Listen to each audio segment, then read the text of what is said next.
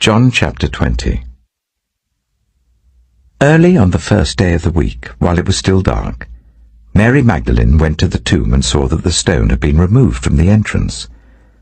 So she came running to Simon Peter and the other disciple, the one Jesus loved, and said, "They have taken the Lord out of the tomb. We don't know where they have put him." So Peter and the other disciple started for the tomb. Both were running, but the other disciple outran Peter and reached the tomb first. He bent over and looked in at the strips of linen lying there, but did not go in. Then Simon Peter came along behind him and went straight into the tomb. He saw the strips of linen lying there, as well as the cloth that had been wrapped around Jesus' head.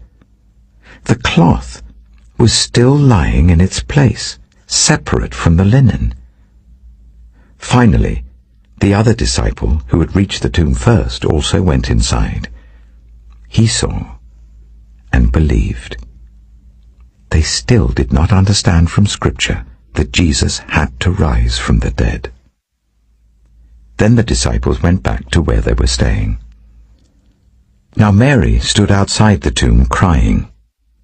As she wept, she bent over to look into the tomb, and saw two angels in white seated where Jesus' body had been, one at the head and the other at the foot.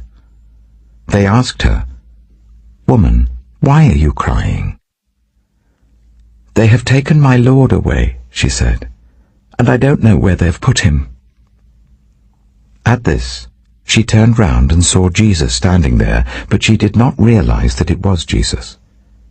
He asked her, "Woman, why are you crying?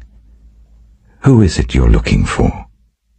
Thinking he was the gardener, she said, "Sir, if you have carried him away, tell me where you have put him, and I will get him."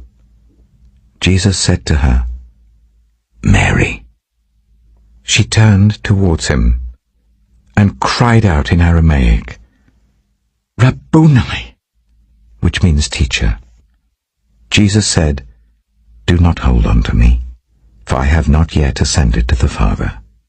Go instead to my brothers and tell them, I am ascending to my Father and your Father, to my God and your God."